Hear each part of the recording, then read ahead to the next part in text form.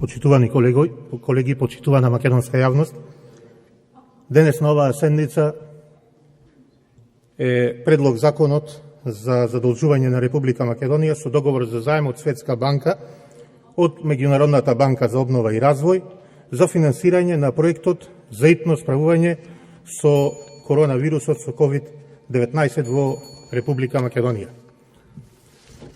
Уште во самиот наслов на овој закон, во најмала рака ќе кажам дека ми е чудно што го добил името за итно справување сега, после 8 месеци од корона кризата како ја имаме тука во Република Македонија, и каква е таа итност кога во моментов имаме 21.113 заболени од коронавирус, а бројката на починати лица сериозно се доближува до онаа прогноза на министерот за здравство Венко Филипче на почетокот на корона кризата, кој кажа дека очекува некаде околу 2000 заболени, но до денеска имаме скоро 800 починати лица во Република Македонија од коронавирус. И ако е толку итно, зошто, се прашувам јас, а се прашува и целата македонска јавност, овој договор за задолжување не го подпишала бившата министерка за финансии, госпогицата Нина Ангелова.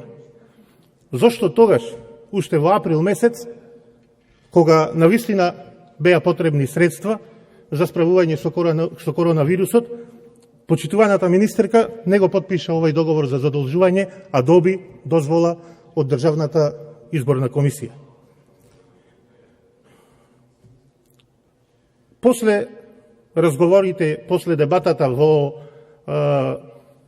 Комисијата за финансирање и буџет, очекував дека на денешната седница многу потранспарентно и многу по-конкретно и концизно ќе ги презентирате пред македонската јавност како ќе бидат потрошени средствата од овој заем кој планирате да го земите од 90 милиони евра. Максимално, паушално наведени поставки како ќе бидат трошени парите од овој заем. Не знам зошто, но секојдневно гледајќи на вести сите афери кои излегуваат, секако дека се сомневам како ќе бидат трошени средствата, овие 90 милиони евра од овој заем. Но да одам со ред. Во старт е индикативно дека, како што е крстен овој заем за итно справување со коронавирусот, да кажам дека многу мал дел на средства, односно само 1/3, е наменет за здравствениот сектор. Додека 2/3 понатаму одат за распределба преку Министерството за труд и социјална политика, за социјално ранливи категории и за вработени кои ги изгубиле своите работни места поради корона кризата, а кои до денеска се некаде повеќе од 40.000, кои статусот на вработени лица сега му се заменил со невработени. И само ќе се праша, после 8 месеци справување со коронавирусот во Македонија и потрошени толку многу пари, 700 милиони евра, претходно Република Македонија се задолжи за да се справи со коронавирусот и да ги намали последиците кои ќе се имплементираат врз економијата во Република Македонија, и постигнувањето на невидени лоши резултати во тоа справување, како здравствени, така и економски.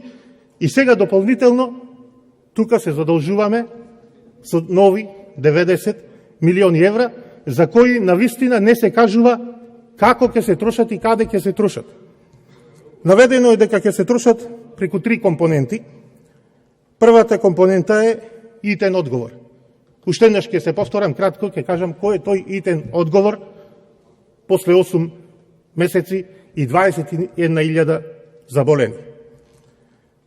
Се вели дека ќе се трошат за лабораториска опрема, техничка експертиза. Дали до сега и зошто, ако не се набавило, зошто не се набавувале тестови? Дали фалат? Кои институции здравствени би ги добили овие тестови? Каде постои дефицит на тестови? Каде постои дефицит на лабораториска опрема? И повторно гледам како и деновиве често милувате да се трошат пари на ставката на обуки. Гледам овдека доста обуки на медицинскиот персонал, на вработените, обуки за менаџирање со отпад. Почитуваниот колега кажа дека 100 земји го користеле овај кредит. Но ниту во една, сигурен сум, да му кажете какви стручни лица во Република Македонија вршат обуки, не се случува ова, и да му кажете ќе му се крене косата на главата. Од Брисел не знаат како да ве оправдаат, барајќи му новинарите информации за тоа кој се вршел обуки во Република Македонија. Фризерки, фризерници, гледам омилени ви се од поодамна, па и ова, што не знам како да кажам, дали е смешно или трагично, обуки на магариња, гостопримство, сето е тоа арамилак, трошење на народните пари, и овие 90 милиони евра, голем дел ќе завршат во приватни джебови. Најголем дел од задолжувањево повторно ќе се потроши за купување на мир во куќата. Тоест, преку социјални пакети ќе се врши подкуп на ранливите категории на граѓани во Република Македонија. Повторно идат локални избори и ова ви е најлесен начин како да се посетат гласачите, ветувајќи им некаква помош. А помошта за која потрошивте 700 милиони евра, за која имате историски најголем буџетски дефицит од 920 милиони евра, ја потрошивте на подкуп за минатите избори. Нема овде капитални инвестиции, нема проекти за решавање на проблемите на подолг рок на граѓаните на Република Македонија. И ако навистина сакате да му помогнете на луѓето, тогаш навистина небулозна е изјавата на вашиот лидер и премиер Зоран Заев, каде што вели оние фирми кои живуркаат ќе пропаднат, а тоа е стратегија на владата. И овде има една голема контрадикторност. Кого ние ќе го помагаме кога 70% од економијата, од фирмите во Република Македонија во моментов не да живуркаат, туку и дишат на шкрги? Како ќе ги помагаме, или парите ќе завршат во приватни джебови, а стратегијата на Заев и на владата е овие фирми да пропаднат, да оделе напред локомотивите. А локомотивите кои се? Неговите фирми, блиски до Социјалдемократскиот сојуз фирмите, и оние кои за време на коронавирус му дававте лиценци за производство на марихуана. На вашиот градоначалник, бивш од Новосело, кој пукаше во полицијата, и на крајот, и тоа беше малце, па за да се отчестите за подкупот што го вршил таму и виноси гласови, му дадовте лиценца за марихуана. Од трите антикризни пакети кои се искористени, само 54% од средствата, или во пари 226 милиони евра. Зошто тие средства не се искористиле целосно и не се помогнало секаде онаму каде што треба? Со новиот пакет четврт на мерки кој го нудите, ќе се издадат 283.000 платежни картички, од кои 180.000 пензионери до 15.000 пензии кои земат. И тие повторно ќе бидат изложени на ризик, трошејќи ги овие средства по маркетите, или она што го правевте кога ги делевте картичките редици и редици, чекајќи пред банките овие категории на граѓани, а ефектот Никаков.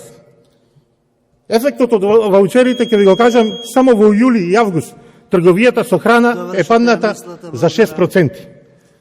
И сите други параметри покажуваат дека катастрофално се справувате со коронавирусот и економските последици. Затоа, почитувани колеги, само да завршам, председател. Затоа, почитувани колеги, барам пред македонската јавност, конкретно, концизно да кажете каде и како точно ќе се вршат ќе се трошат овие пари, а не за трошење за обуки, за обучување на магарина, фризери, фризерки и слично.